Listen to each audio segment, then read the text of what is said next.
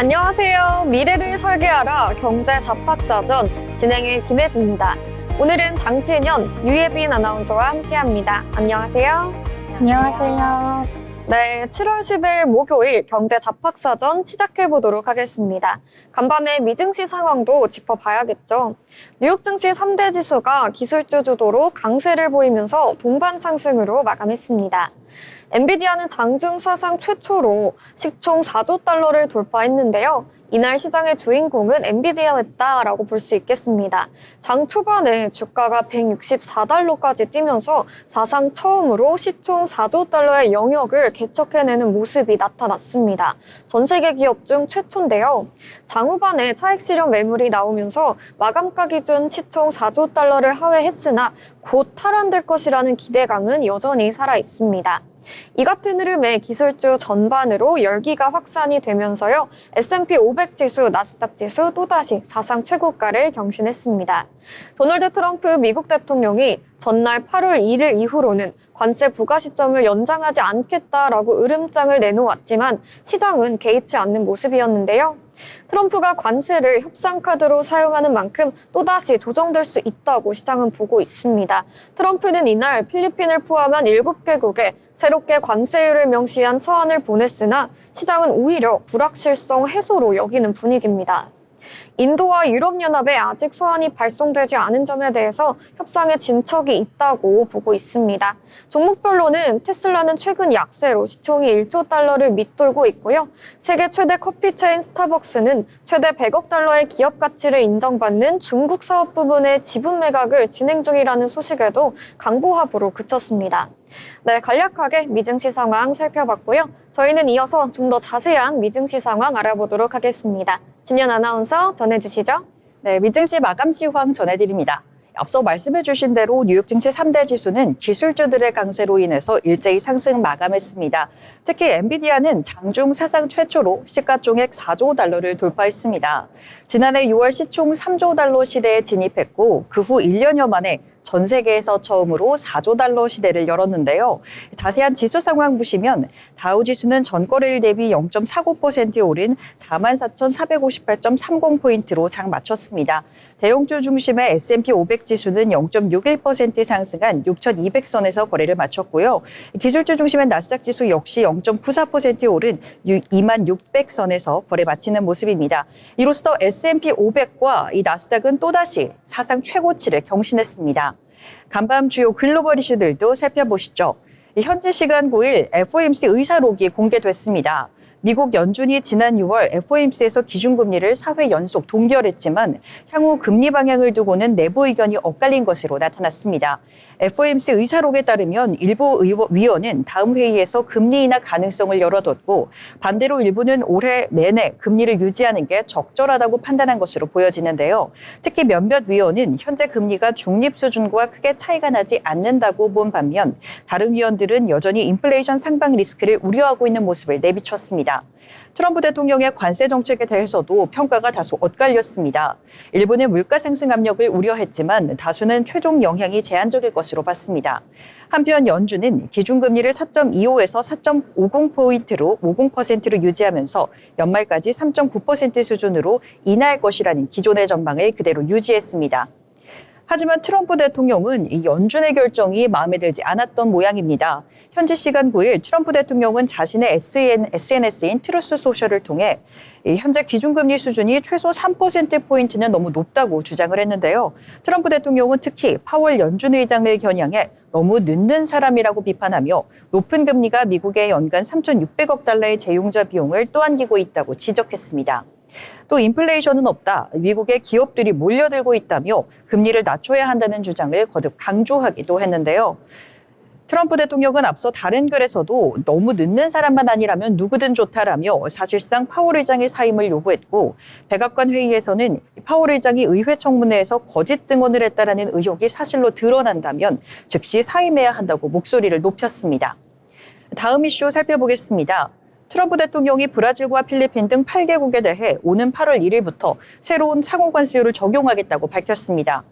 현지 시간 9일 트럼프 대통령은 이 트루스 소셜에 각국 정상에게 보낸 서한 내용을 올리며 구체적인 관세율을 공개했는데요. 필리핀에는 20%, 브루나이와 몰도바에는 각각 25%, 알제리, 이라크, 리비아, 스리랑카에는 30%, 그리고 브라질에는 50%의 관세를 부과하겠다고 밝혔습니다. 특히 브라질은 기존 10%에서 50%로 무려 40%포인트나 인상된 건데요. 트럼프 대통령은 룰라 대통령이 추진 중인 이 보우소나로 전 대통령에 대한 재판을 국제적인 불명예라고 언급하면서 이를 이유로 높은 관세를 부과하겠다는 입장을 밝혔습니다. 결국 이번 조치는 관세를 외교적 정치적 수단으로 활용하겠다는 의도를 분명히 한 것으로 보입니다.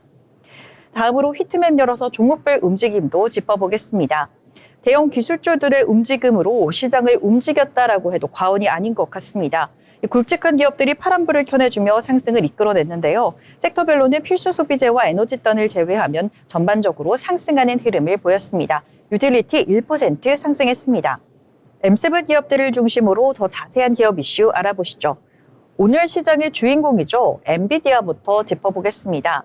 현지 시간 9일 AI 칩 시장을 선도하고 있는 엔비디아가 장중한때 시가총액 4조 달러를 돌파했습니다.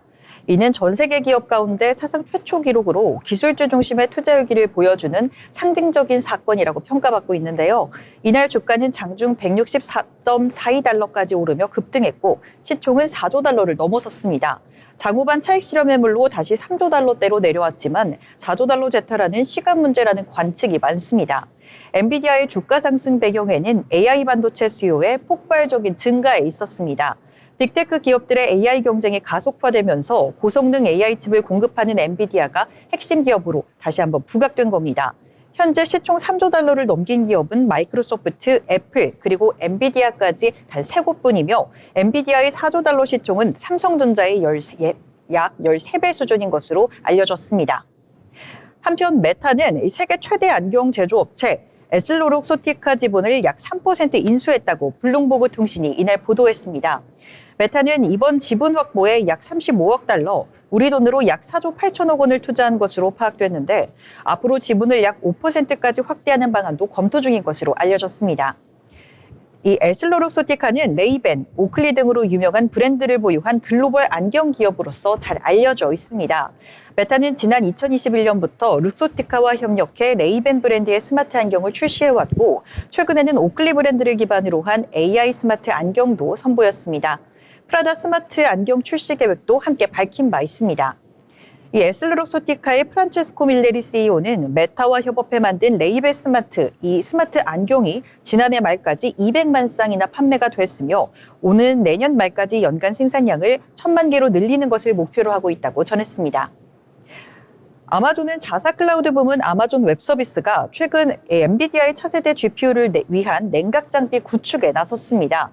이번에 아마존이 자체 개발한 장비는 인노우 열 교환기 IRHX라고 불리며 기존 공랭 방식과는 달리 서버렉 사이에 직접 설치해 발열을 가까운 거리에서 바로 식히는 구조입니다.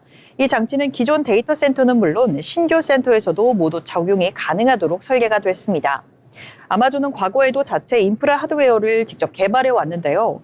범용 컴퓨팅 및 AI용 맞춤형 칩은 물론 자체 스토리지 서버와 네트워크 장비까지 보유하고 있어 외부 업체 의존도를 낮추고 수익성 개선에 기여하고 있습니다.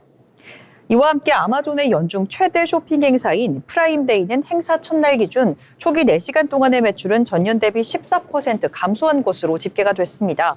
다만 올해는 프로모션 기간인 이틀에서 4일로 연장이 된 만큼 매출이 분산되는 효과가 나타날 가능성이 있다고 판단하고 있습니다. 마지막으로 테슬라 소식까지 알아보겠습니다. 테슬라와 일론 머스크를 둘러싼 긴장감이 다시 한번 고조되고 있습니다. 테슬라의 대표적 지지자인 웨드부시 댄 아이브스 애널리스트가 머스크의 정치 활동을 견제해야 한다며 이사회에 3가지 조건을 제안을 했는데요. 머스크에겐 25%의 의결권을 주되 정치 활동을 제한하는 가드레일도 마련하자는 내용입니다. 이에 머스크는 자신의 SNS에서 닥쳐 댄이라며 강하게 반발하는 반응을 보였습니다. 이에 테슬라는 오늘 M7 기업들 중 유일하게 하락불을 켜냈습니다. 한편 머스크는 최근 미국당 창당을 선언했으며 테슬라 주가는 올해 들어 약 25%나 하락한 상황인데요. 과연 테슬라가 이 상황을 잘 헤쳐나갈 수 있을지 계속해서 지켜봐야겠습니다. 이상 미증시 마감 시황 전해드렸습니다. 네, 마감 시와 함께 살펴봤습니다. 오늘 FOMC 의사로 공개도 있었고요. 엔비디아가 시총 4조 달러를 돌파하면서 4조 달러의 시대를 보여주는 미증시였습니다. 오늘 우리 시장에서도 어떤 흐름 이어갈지 저희 방송과 함께 살펴보시면 좋을 것 같고요. 저희는 이어서 기업에 대해 알아보는 시간 갖도록 하겠습니다. 예빈 아나운서, 오늘은 어떤 기업 준비해 주셨을까요? 네, 오늘 함께 살펴볼 기업은요. 사랑스러운 외모로 아이들의 마음을 사로잡은 캐릭터죠. 캐치 티니핑을 만든 기업 SAMG 엔터테인먼트입니다. 이 기업은 2014년 어린이 대상 애니메이션인 캐치 티니핑을 선보이며 본격적인 발걸음을 내디뎠는데요. 초기에는 유아 어린이층을 타깃으로 했지만 지금은 1020 세대를 아우르며 폭넓은 팬덤을 확보하고 있습니다. 2025년 현재 유튜브 OTT 누적 조회수는 무려 13억 원을 돌파했는데요. 영화 사랑의 핫쇼핑은 관객 124만 명을 넘어서며 역대 K-애니메이션 흥행 2위를 기록했습니다. 이처럼 콘텐츠 기반 IP 사업에서 확실한 입지를 구축하고 있는데요. 캐치 티니핑을 한 번이라도 보신 분들이라면 아마 아실 것 같습니다. 단순한 애니메이션이 아닌 140가지 이상의 귀여운 캐릭터 라인업과 감각적인 기획이 눈에 띄는데요.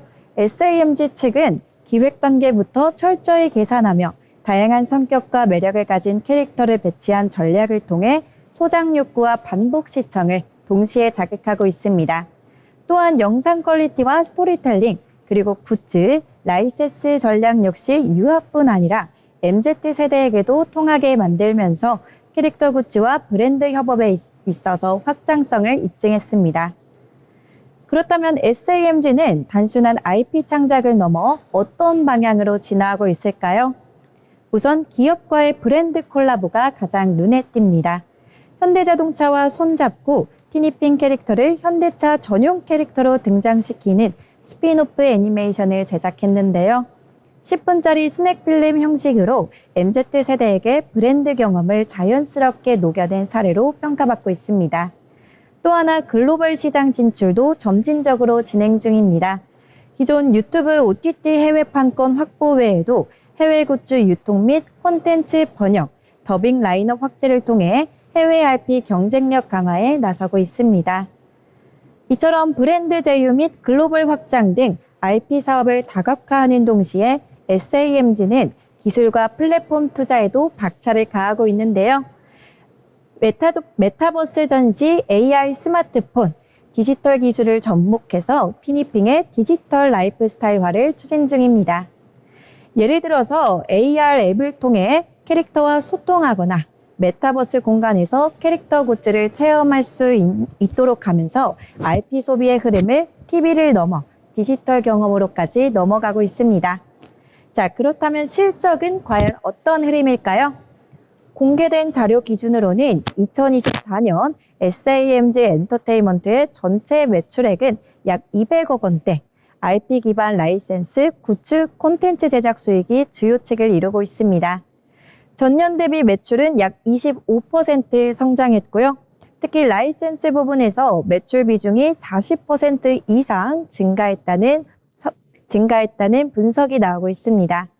다만 제작비 상승과 글로벌 마케팅 비용 증가 영향으로 순이익률은 10%대 초중반 수준에 머물고 있어서요. 향후 수익성 관리가 관건이 될 전망입니다. 그럼에도 불구하고 티니핑은 콘텐츠와 IP 확장에서도 흔들림 없이 계속해서 나아가고 있습니다. 굿즈, 교육용 콘텐츠, 테마파크 콜라보, 브랜드와의 공동기획 작품 등 다양한 채널에서 IP 활용을 극대화하면서 브랜드 파워를 계속해서 키워가고 있는데요. 이제 티니핑은 단순 애니메이션 캐릭터를 넘어 디지털 라이프 스타일 브랜드로 자리 잡는 중입니다. 지금까지 캐치 티니핑을 만든 기업 SAMG 엔터테인먼트였습니다. 네, 저번에 이야기 나눠봤었던 SAMG 엔터테인먼트 다시 한번 들고 와 주셨습니다. 그만큼 이슈가 많은 기업이다 이렇게 볼 수 있겠고요. 글로벌 시장으로 경쟁력을 확대시키고 있는 만큼 SAMG 엔터테인먼트 주목해보시면 좋을 것 같습니다. 네, 이어서 그럼 저희는 오늘 신문에 나온 이슈들도 좀 짚어보려고 하는데요. 진현 아나운서 준비해주신 내용 알려주시죠. 네, 오늘 신문에서 발췌한 기사를 전해드리는 뉴스 브리핑 시간입니다. 오늘도 다양한 소식들 가져왔는데요. 첫 번째는 주가 조작 관련 소식입니다. 이제부터는 주가 조작 단 한 번만 걸려도 바로 아웃입니다. 오늘 30일 금융위원회와 금감원, 한국거래소가 함께 꾸리는 주가 조작 근절 합동 대응안이 공식 출범하는데요. 지금처럼 기관별로 나뉘어 있던 조사 권한을 한데 모아 불공정 거래에 신속하게 대응하기 위함입니다. 앞으로는 단 한 번의 주가 조작만 적발되더라도 관련자는 즉시 시장에서 퇴출되며 허위 공시엔 기존보다 10배 많은 과징금이 부과됩니다. 특히 이상거래 감시 체계도 계좌 기반에서 개인 기반으로 바뀌어 한 사람이 여러 계좌를 동원한 조작도 더 쉽게 포착할 수 있게 됩니다. 불법 공매도, 허위 공시, 부실 상장사에 대한 퇴출 조치도 강화될 전망이고 무엇보다 주가 조작 적발부터 처벌까지 기존에는 약 2년가량 걸리던 시간이 6개월 수준으로 단축될 전망입니다. 다만 아직 합동 대응하는 1년 한시 조직인데다 인력도 적어 실효성엔 의문이 제기되고 있는 상황입니다. 과연 한국판 SEC가 이 자본시장 불공정 거래를 뿌리 뽑을 수 있을지 앞으로의 성과에 귀추가 주목되고 있습니다. 다음 소식입니다. 도널드 트럼프 행정부가 외국인의 미국 농지 소유에 대한 감시를 대폭 강화합니다. 특히 중국계 기업과 개인의 농지 매입을 국가 안보 위협으로 간주하고 금지하는 행정명령까지 예고했는데요. 브록 롤린스 미국 농무부 장관은 현지 시간 8일 외국 적대 세력이 미국 땅을 소유하게 두지 않을 것이라며 각 주 정부와 협력해 기존 농지까지 회수하는 방안을 검토 중이라고 밝혔습니다. 실제로 중국 기업들이 미군 기지 인근 농지를 대거 매입하거나 미국 주요 식품 기업의 대주주로 올라선 사례도 적지 않은데요. 로스앤젤레스 면적에 맞먹는 30만 에이커의 농지를 이미 확보한 상태입니다. 이에 따라 농지 투자 신고 의무를 강화하고 허위 신고 시엔 벌금도 인상될 전망입니다. 미국 의회와 일부 주정부는 이미 외국인의 토지 매입 제한 법안을 준비하고 있는 상황입니다. 이제 미국 농지 쉽게 구매하지 못할 것으로 보입니다. 다음은 관세 관련 소식인데요. 도널드 트럼프 미국 대통령이 구리에 50% 관세를 부과하겠다고 밝히면서 한국 수출 산업에 비상이 걸렸습니다. 하루 전 14개국의 관세 서한을 보낸 데 이어 반도체, 의약품까지 관세 확대 가능성을 언급하며 그 파장이 커지고 있습니다. 구리는 전기차, 배터리, 가전제품 등 핵심 산업 전반에 쓰이는 필수 소비재입니다. 관세가 현실화되면 생산비가 상승하고 미국 시장 가격 경쟁력에도 타격이 불가피할 것으로 전망이 되는 가운데 의약품에는 무려 200%의 고율 관세 가능성까지 거론됐습니다. 한국의 대미 의약품 수출은 연간 5조 원 규모에 달해 주요 제약사들은 미국 내 생산 전환 등 대응에 나선 것으로 전해졌습니다. 특히 구리나 철강처럼 완제품에도 소재 함유량 기준으로는 관세가 부과될 수가 있어 파생업종 전반에 걸쳐 부담을 줄 것으로 평가되고 있습니다. 마지막 소식은 다시 돌아온 외국인 관광객입니다. 팬데믹 이전 수준을 회복한 방한 수요에 맞춰 식품업계도 공항 푸드코트를 중심으로 한 컨센션 사업의 강화에 나서고 있는데요. 아워홈은 올해 인천공항에만 3곳의 대형 매장을 오픈, 가장 많은 사업권을 확보하며 공항 식음료 시장을 선도하고 있습니다. CJ 프레시웨이와 SPC도 신규 매장을 잇따라 열며 외국인 수요를 정조준하고 있고 봄푸드 서비스 역시 전년 대비 56%의 매출 증가세를 기록했습니다. 한국을 찾는 외국인은 올해 들어 600만 명을 넘어섰고 특히 중국인 단체 관광객의 무비자 입국이 사라지며 시작되면서 추가적인 소비 증가도 기대되고 있는 상황입니다. 업계는 공항 메뉴를 한식 중심으로 재편하고 24시간 운영 체계를 확대하면서 고급화 전략까지 병행하고 있습니다. 한국의 공항, 이제 단순한 관문이 아닌 맛집의 격전지로 변화할 수도 있겠습니다. 지금까지 뉴스 브리핑 전해드렸습니다. 네, 오늘 나온 다양한 뉴스들 전해주셨습니다. 네, 이런 다양한 이슈들 저희와 함께 참고해 보시면서 투자해 보시면 좋을 것 같고요. 저희는 잠시 후에 아나운서들의 주식수다 돈의 맛으로 돌아오도록 하겠습니다. 미래를 설계하라 경제 잡학사전에 그 해답이 있습니다. 아울러 본 방송에서 제공하는 정보는 투자 판단에 대한 조언일 뿐 해당 종목의 가치, 상승 또는 하락을 보장하지 않습니다.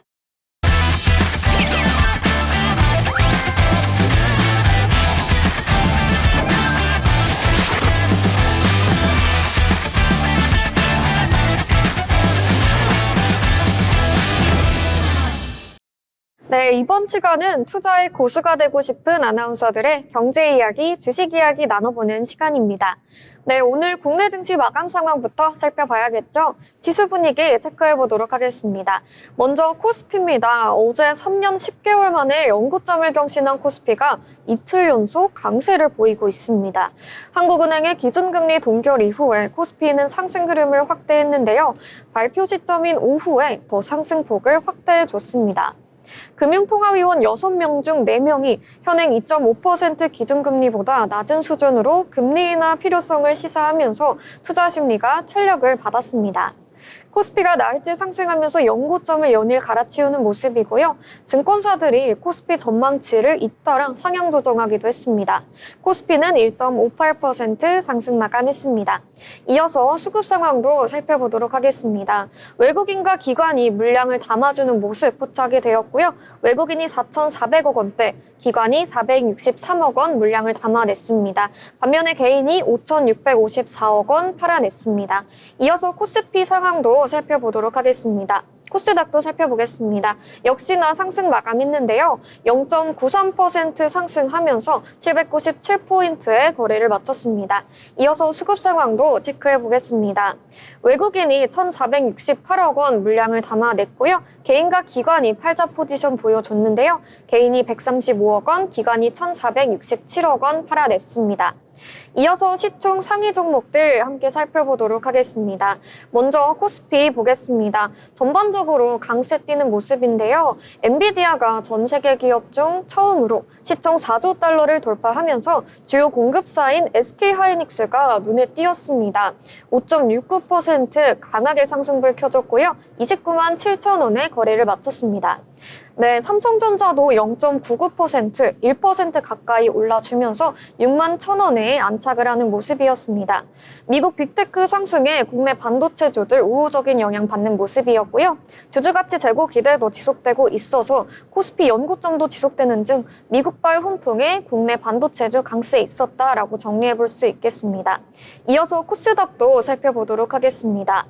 바이오주가 강세 보였는데요. 리가켄 바이오가 눈에 띄었죠. 16.9%, 17% 가까이 급등해주는 모습이었습니다. 14만 1,800원에 거래를 마쳤습니다.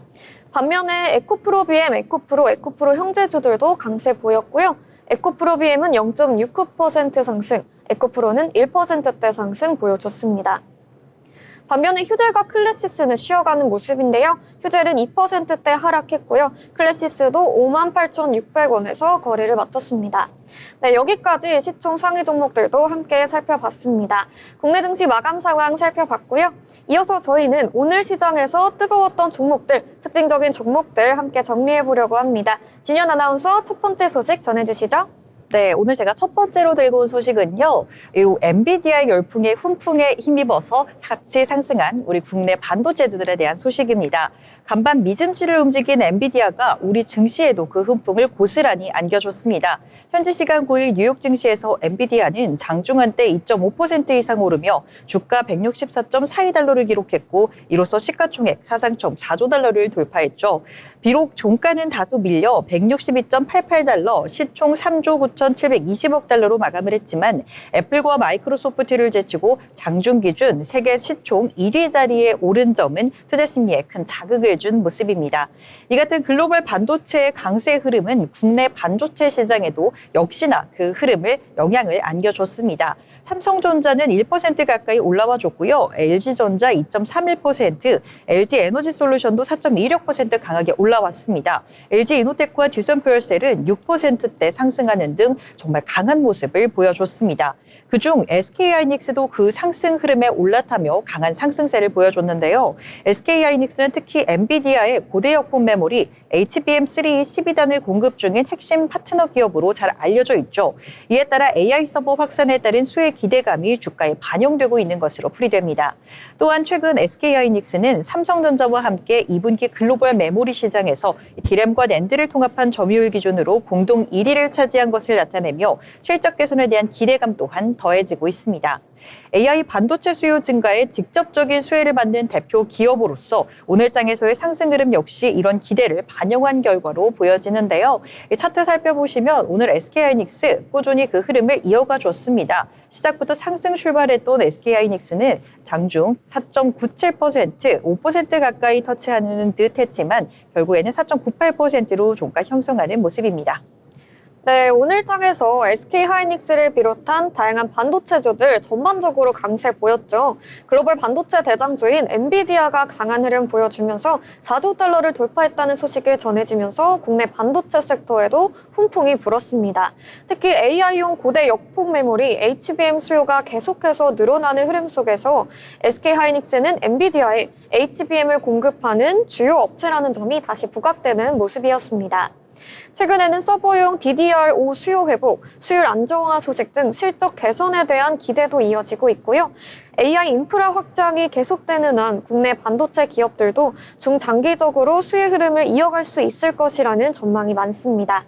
다만 단기적으로는 엔비디아 중심의 기대감이 얼마나 더 이어질지, 국내 기업들의 실적 발표 시즌에서 실질 수치가 뒷받침될지가 관건으로 보이고 있습니다. 네, 지금까지 SK하이닉스 관련 소식 정리해드렸고요. 이어서 저희는 스테이블 코인 관련 특징주들 살펴보도록 하겠습니다. 네, 오늘 시장에서는 스테이블 코인 관련 이슈가 다시 한번 주목을 받았습니다. 최근 은행권이 중심이 된 스테이블 코인 협의체가 점점 확대될 것이라는 조짐이 보이면서 관련 테마주들에도 투자자들의 관심이 몰렸는데요. 기존 시중은행뿐 아니라 핀테크 업체들도 이 협의체 참여를 타진 중인 것으로 전해지면서 블록체인 기반 결제 시스템과 관련된 종목들의 기대감이 퍼지는 분위기입니다. 특히 한코미드, 다날, 갤럭시아 머니트리 등은 최근 스테이블 코인 관련 기술이나 사업에 적극적으로 나서고 있는 만큼 오늘 장에서도 강세 흐름 이어가는 모습이 포착이 됐습니다. 시장에서는 정부와 금융권이 스테이블 코인을 제도권 안으로 끌어들이는 작업을 본격화하고 있다며 앞으로 법적 기반이 마련될 경우 수혜 범위가 더 넓어질 수 있다는 분석도 나옵니다. 물론 아직은 제도화 초기 단계이기 때문에 테마 위주의 단기 변동성에도 유의하셔야겠고요. 기술력, 사업성, 실제 서비스 적용 여부 등 구체적인 기업별 차이도 잘 살펴보시는 게 중요하겠습니다. 네, 이렇게 스테이블 코인 관련 특징주 함께 살펴봤고요. 이어서 저희는 다음 소식 넘어가 보도록 하겠습니다. 진현 아나운서 특징주 전해주시죠. 네, 오늘은 굉장히 상승 흐름을 보여줬던 우리 증시지만 모든 종목이 좋았던 건 아닙니다. 인투셀은 이 기술 이전 계약 해지 소식에 하락세의 고전을 면치 못했는데요. 약학 연구개발 업체인 인투셀이 오늘 장중에 굉장히 20% 이상 큰 폭으로 하락세를 연출했습니다. 이번 급락의 배경에는 ABL바이오의 기술 이전 계약 해지 소식이 있었습니다. ABL바이오는 전날 공시를 통해 지난해 10월 인투셀과 체결한 항체 약물 접합체, 즉 ADC 플랫폼 기술 도입 계약을 해지한다고 밝힌 바 있습니다. 그런데 문제가 된 건 인투셀의 ADC 플랫폼 넥사텍한 기술입니다. ABL바이오는 이 기술의 특허 문제가 발생했다며 향후 연구개발 과정에서 제3자 특허 침해 우려가 있어 계약을 지속하기는 어려울 것이라고 밝혔습니다. ADC 기술은 차세대 항암제로 불릴 만큼 주목받는 분야이기 때문에 시장에서는 이번 해지 결정에 다소 민감하게 반응하는 모습인데요. 특히 넥사테카는 인투셀이 독자 개발한 핵심 기술이자 여러 바이오 기업들이 관심을 보여왔던 플랫폼인 만큼 향후 기술 보안과 특허 리스크 관리가 중요한 과제로 떠오르고 있습니다. 오늘 주가 흐름은 다소 충격적이었지만 이 인투셀이 과연 어떠한 대응 전략을 내놓을지 또 향후 기술 가치가 어떻게 평가될지도 시장의 시선이 집중되고 있습니다. 이런 가운데 오늘 인투셀은 시작부터 FK마켓부터 굉장히 하락 출발을 했었는데요. 오늘 인투셀 굉장히 큰 폭으로 빠져나가며 20% 이상 23.97%로 하락 마감하는 모습입니다. 네, 오늘 장에서 하락세 보인 인투셀 함께 짚어봤습니다. 투자자들의 기대를 모았던 기술 이전 계약이 해지됐다는 소식이 전해지면서 장 초반부터 주가가 크게 밀리는 모습이었는데요. 인투셀은 지난 2021년 글로벌 제약사와 체결했던 향암제 추후 물질 관련 계약이 해지됐다고 공시했고요. 이로 인해 기술력이나 파이프라인 가치에 대한 시장의 신뢰가 흔들린 모습입니다. 다만 회사 측에서는 자체 개발 속도를 높이고 다른 파트너들과의 협력도 추진 중이라고 밝혔고요. 일부 투자자들 사이에서는 기술 자체의 실패가 아닌 전략적 판단이다라는 해석도 나오고 있습니다. 하지만 당분간은 투심 위축과 추가 조정이 이어질 가능성이 높은 만큼 리스크 관리 차원에서 조금 더 신중하게 지켜보시면 좋겠습니다. 네, 여기까지 인투셀 관련 특징주 소식 전해드렸고요. 저희는 다음 특징주로 넘어가 보도록 하겠습니다. 네, 오늘 장에서 눈에 띈 또 다른 흐름, 증권주 강세 소식입니다. 정부가 자사주 소각 의무화 방안을 논의 중이라는 소식이 전해지면서 자사주를 많이 보유한 증권사들의 매수세가 집중된 모습이었는데요. 자사주 소각이 의무화가 되면 그만큼 주식 수가 줄어들어서 주주 가치가 올라가는 효과가 있기 때문에 증권사처럼 자사주 비중이 높은 기업들은 호재로 작용합니다. 오늘은 특히 미래에셋증권, 키움증권, 삼성증권 등이 강세를 보였고요. 배당 매력도 높은 업종 특성상 소각 정책이 함께 맞물릴 경우 투자 매력도가 더 상승한다라고 살펴볼 수 있겠습니다. 증권업계에서는 이번 논의가 실제 법안으로 이어지면 상장사 전반에 걸친 주주 환원 정책 강화로 해석될 수 있다는 기대감도 나옵니다. 물론 아직은 정책 검토 단계이기 때문에 과도한 기대보다는 신중한 접근이 필요하겠고요. 관련 법안이나 시행 시기 등이 구체화되면 다시 한번 수급 변화가 나타날 수 있는 포인트로 봐도 좋겠습니다. 네, 이상으로 자사주 소각 관련 증권주 흐름 정리해드렸습니다. 네, 다음 특징주로 넘어가 보도록 하겠습니다. 진현 아나운서 전해주시죠. 네, 제가 다음으로 가져온 소식은 바로 이뮨온시아입니다. 이뮨온시아가 임상 2상 성공 소식에 힘입어 오늘 시장에서 굉장히 가파른 상승세를 보였는데요. 이 같은 상승의 배경에는 자사가 개발 중인 면역항암제 IMC001의 긍정적인 임상 결과가 있었습니다. 이뮨온시아는 오늘 NKT 세포 림프종을 대상으로 한 치료제 IMC001의 임상 2상 결과 보고서, 즉 CSR을 수령했다고 밝혔습니다. 보고서에 따르면 IMC001 단독요법은 재발성 또는 불응성 NKT 세포 림프종 환자를 대상으로 객관적 반응률 79%, 완전 관해율 58%라는 우수한 성과를 나타냈습니다. 무진행 생존 기간은 평균 30개월, 1년 생존율은 85%, 2년 생존율은 74%로 장기적인 유효성 역시 입증됐는데, 특히 부작용도 대부분 경미한 수준에 머물렀다는 점이 투자자들의 기대감을 한껏 높이고 있는 대목입니다. NKT 세포 림프종은 현재까지도 확립된 치료제가 없는 굉장히 희귀한 혈액암으로 치료가 어려운 질환으로 분류되어 왔습니다. 이런 상황 속에서 IMC001의 임상 성과는 시장의 새로운 가능성을 제시한 셈입니다. 이뮨온시아 측은 이번 보고서를 바탕으로 오는 10월 국내 희귀의약품 지정 신청을 준비하고 있으며, 동시에 글로벌 기술 이전 협상 병행에도 추진하고 있다고 밝혔습니다. 한편 이뮨온시아는 유한양행의 자회사로 안티-PD-L1과 안티-CD47 등 다양한 면역 관문 억제 단클론 항체를 기반으로 면역항암제를 개발하고 있는 전문 기업입니다. 현재 임상 및 비임상 단계에서 총 4건의 파이프라인을 보유하고 있으며 제2의 렉나자를 목표로 글로벌 신약 개발에 집중하고 있는 기업인데요. 이런 이뮨온시아가 오늘 굉장히 기분 좋게 장을 출발했습니다. 시작부터 시가 상승 출발했던 이뮨온시아는 고가는 26.88%로 상한가가 좀 걸리는 듯 했으나 윗꼬리를 좀 길게 치고 내려오는 듯한 모습입니다. 결국은 종가 17.29%로 마무리되는 모습입니다. 네, 마지막 특징주 이뮨온시아 살펴주셨습니다. 오늘 장에서 강세를 보였는데요. 윗골이 높게 달면서 장대 양봉 연출해주는 모습이 확인이 됐습니다. 네, 자사가 개발 중인 림프종 치료제 IMC201의 임상 2상 시험에서 긍정적인 결과가 나왔다는 소식이 전해졌는데요.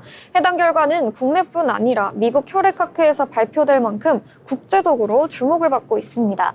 이뮨온시아는 하나그룹 계열사고요. 글로벌 항체 신약 개발에 주력하는 바이오 기업인데요.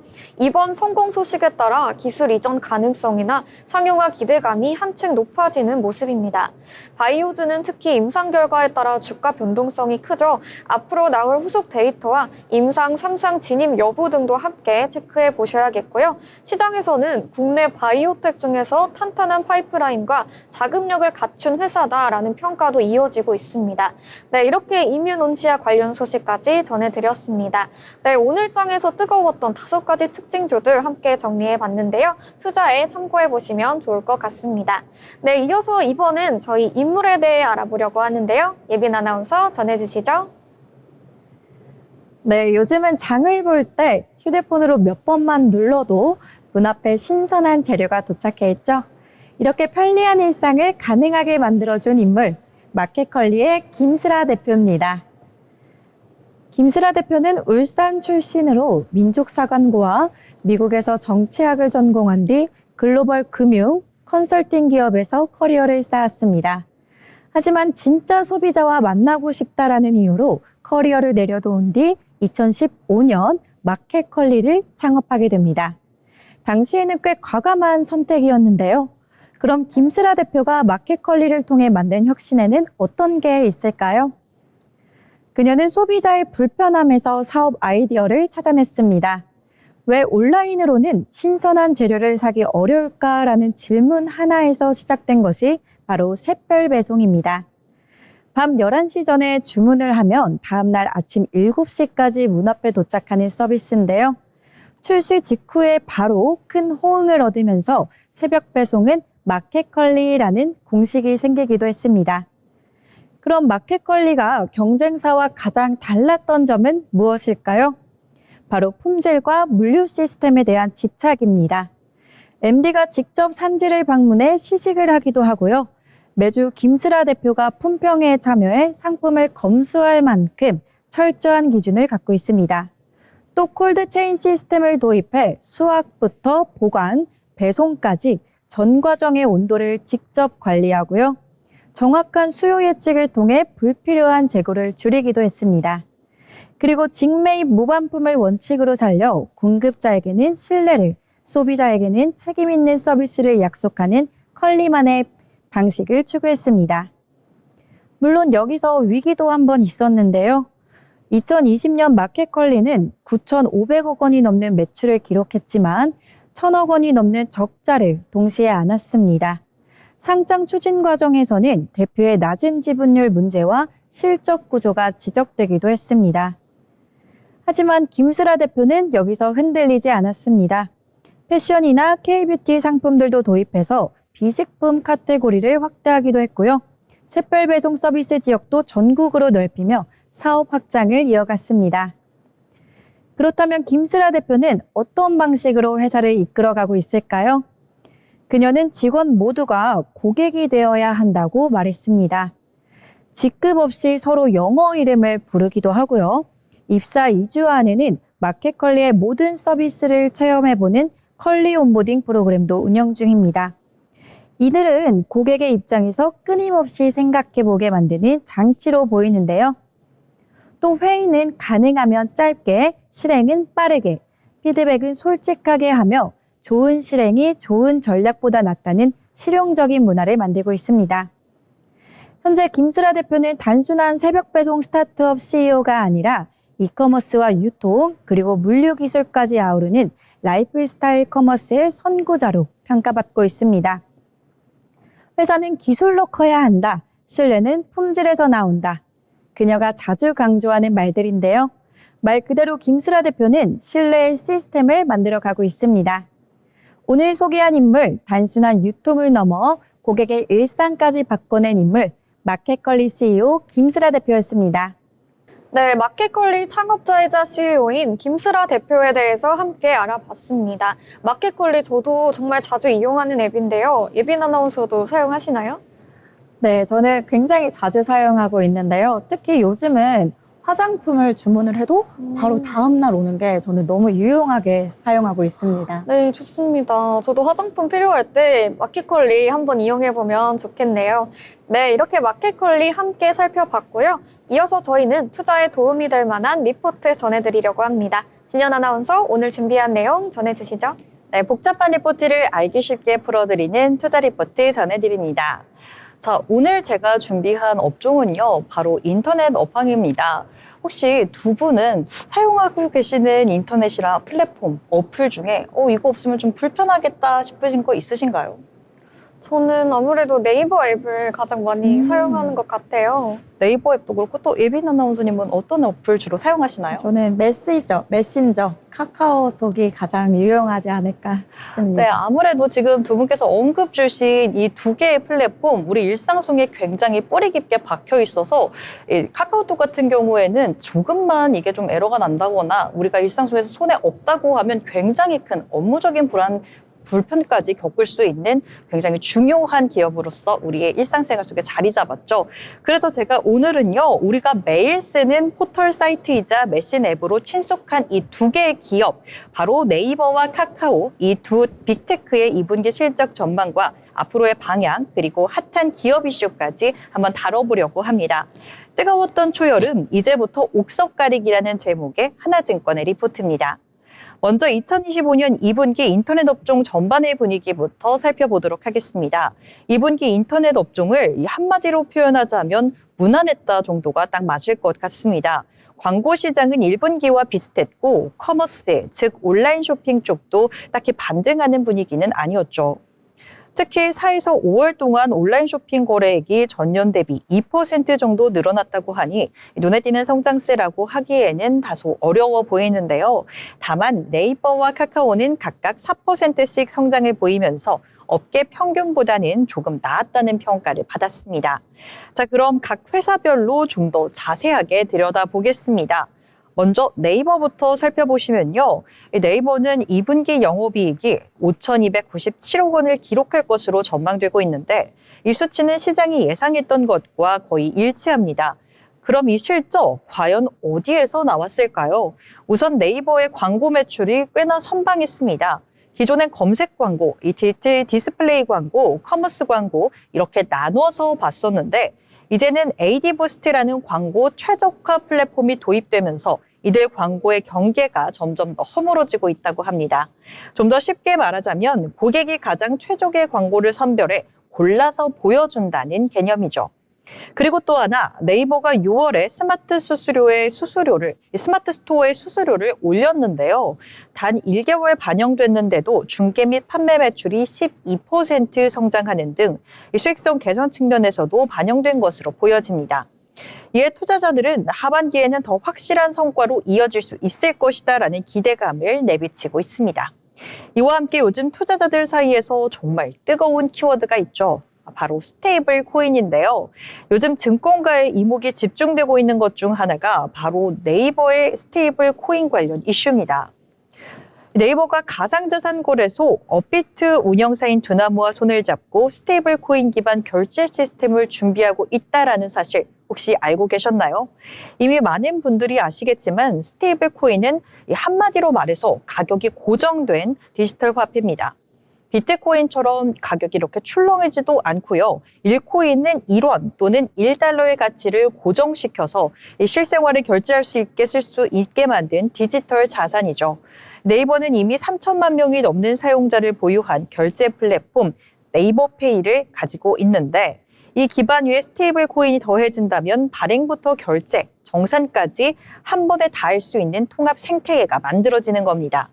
게다가 두나무는 업비트를 통해 가상자산 유통 노하우를 이미 보유하고 있어 양사협업이 현실화된다면 기존 금융결제 업계에도 꽤나 큰 충격을 안겨줄 수 있습니다. 아직 법적 제도는 완비되지 않았지만요. 이 정부가 디지털 자산 기본법 등 관련 규제에 정비 중이기 때문에 네이버의 이 움직임은 시장 선점으로 이어질 가능성도 크다는 평가가 나오고 있습니다. 그래서 실제로 최근 증권사들 사이에서도 네이버의 목표 주가를 상향 조정하는 움직임이 이어지고 있는데요. 일부에서는 네이버가 국내 최대 디지털 결제에서 가상자산을 더한 인프라를 동시에 구축하는 것이 아니냐라는 해석까지 나오고 있습니다. 자, 다시 돌아와서 실적 이야기로 마무리를 하자면요. 네이버는 올해 연간 기준으로 영업이익 2조 3천억 원, 전년 대비 17% 성장할 것으로 전망되고 있습니다. 광고, 커머스, 핀테크에 이어 이제는 AI 스테이블 코인이라는 차세대 성장 동력까지 확보했다는 점에서 증권가에서는 네이버를 탑픽으로 선정했습니다. 자, 그렇다면 이번에는 카카오의 상황도 한번 살펴봐야겠죠. 카카오는 2분기 영업이익 1,277억 원, 이것도 시장 기대치와 거의 비슷한 수준으로 보여지는데요. 하지만 전체적인 매출은 전년보다 좀 줄었고 광고 매출도 아주 소폭 감소한 것으로 보입니다. 그런 카카오가 현재 카카오톡 개편이 굉장히 큰 이슈로 떠올랐습니다. 하반기 중으로 카톡의 UI를 확 바꾸면서 AI 기반 피드형, 구독형 서비스를 도입할 전망이라고 합니다. 이건 단순한 디자인 개편이 아닌 향후 광고 수익 구조를 완전히 바꿔줄 수도 있는 핵심 전략으로서 해석되고 있습니다. 카톡 대화 중간에 자연스럽게 맞춤형 광고가 들어가고 AI 에이전트가 필요한 정보를 먼저 추천해주는 구조로 바뀔 전망인데, 이제는 검색창에 검색을 하고 치는 시대가 아니라 AI가 먼저 알아서 제안해주는 시대로 변화하고 있는 것 같습니다. 다만 이 카카오가 이런 AI 전략을 본격화하고는 있지만 아직은 카나나 같은 서비스가 대중적으로는 자리 잡지 못해서 성공 가능성이 조금은 좀 더 지켜봐야 할 단계라는 점, 이 점은 조금 더 참고하시면 좋을 것 같습니다. 마지막으로 이 투자 매력도 잠깐 짚고 넘어가 보시죠. 두 회사 모두 최근 주가가 꽤나 올랐습니다. 6월 한 달 기준으로만 보면 네이버는 무려 54.9% 상승, 카카오는 좀 더 상승했습니다. 64.9% 상승을 시원해내며 국내 빅테크로서의 저력을 과시했는데요. 이 같은 상승은 바로 새 정부의 AI 정책 기대감과 스테이블 코인 제도화에 따른 수혜 기대감인 것으로 풀이됩니다. 이 두 회사의 공통점을 한번 꼽아보자면요. 두 기업 모두 앞서 말씀드렸지만 없으면 불편함을 느낄 정도로 국민 대다수가 이용하고 있는 서비스 플랫폼으로 자리 잡고 있다는 점일 텐데요. 양사 모두 새로운 정책 흐름 속에서 빠질 수 없는 중심 기업으로 거론이 되고 있는 만큼 현재 글로벌 빅테크보다 높은 밸류에이션임에도 불구하고 여전히 기대감이 굉장히 크게 자리 잡고 있는 상황입니다. 오늘 이렇게 네이버와 카카오 두 개의 대표주 인터넷 2분기 실적과 앞으로의 AI 시대 대응 전략, 그리고 네이버의 스테이블 코인까지 함께 살펴봤는데요. AI 디지털 자산이라는 두 축을 동시에 준비하는 네이버, 그리고 국민 메신저 카카오톡에 AI를 심으려는 카카오, 이 두 회사가 만들어갈 변화에 한번 주목해 보시는 건 어떨까요? 지금까지 투자 리포트 전해드렸습니다. 네, 네이버와 카카오 정말 없으면 안 되는 주요 빅테크 기업들 함께 자세한 내용 짚어주셨습니다. 오늘 우리 시장 정리해 보도록 하겠습니다. 미증시의 빅테크 증시세 상승세를 타고 우리 시장도 함께 강세를 보였고요. 코스피가 연일 연고점을 경신하는 모습이 확인이 됐습니다. 네, 그럼 저희는 잠시 후에 한 줄평 시간으로 돌아오도록 하겠습니다. 더불어 본 방송에서 제공하는 정보는 투자 판단에 대한 조언일 뿐 해당 종목의 가치, 상승 또는 하락을 보장하지 않는다는 점 참고 부탁드립니다.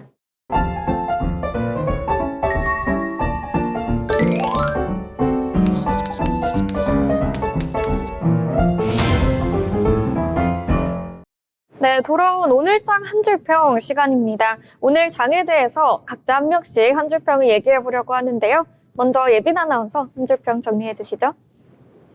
네, 저는 최근에 이뤄진 중국과의 무비자 협정 소식이 가장 눈에 띄었습니다. 특히 아까 소개해드린 면세나 공항 서비스가 가장 기억에 남는데요. 앞으로도 계속해서 늘어날 외국인 관광객을 통해서 활발해질 면세나 그리고 공항 내에 입점한 식품 기업들을 계속해서 주시해보는 게 좋겠습니다. 네, 좋습니다. 관광객이 늘어나면서 당연히 자연스럽게 카지노주나 면세점주 강세를 보일 것 같고요. 이어서 진현 아나운서도 할 말씀 해주시죠. 네, 저는 이 오늘의 한 줄 평, 더 큰 도약을 바라보며 라고 한번 정리를 해보고 싶습니다. 이 미증시 같은 경우에는 굉장히 훈풍이 불어왔죠. 엔비디아 주도의 훈풍이 우리나라에까지 이어지며 우리 증시 역시 양대 지수 모두 상승으로 마감을 했는데요. 미국 증시에서 이 나스닥 지수와 S&P 500 지수는 사상 최고치를 다시 한번 경신했습니다. 이에 힘입어서 우리 증시 역시 연중 최고치 경신을 했는데요. 이 연중 최고치가 우리 증시 역시 언젠가는 사상 최고치를 다시 한번 경신하길 바라며 더 큰 도약 준비해 보면 좋을 것 같습니다. 네, 오늘장 국내 증시 좋은 모습 보여준 만큼 더 큰 도약 함께 기대해보면 좋을 것 같습니다. 네, 그럼 제 한 줄 평도 한번 해보려고 하는데요. 오늘 시장에서는 엔비디아가 주인공이었다, 시총 4조 달러를 돌파했다, 이렇게 정리할 수 있겠고요. 또 오늘 국내 증시 시총이 사상 첫 3조 원을 돌파했다는 소식이 나왔습니다. 코스피 5천 가보자라고도 정리해볼 수 있겠습니다. 네, 이렇게 한 분 한 분씩 한 줄 평 살펴봤고요. 코스피가 계속해서 연고점을 경신하는 만큼 내일도 좋은 모습 보여줄지 저희 방송과 함께하면서 성공적인 투자 계획 세우시기 바랍니다. 내일도 저희는 알찬 정보로 돌아오도록 하겠습니다. 시청해주신 여러분 고맙습니다.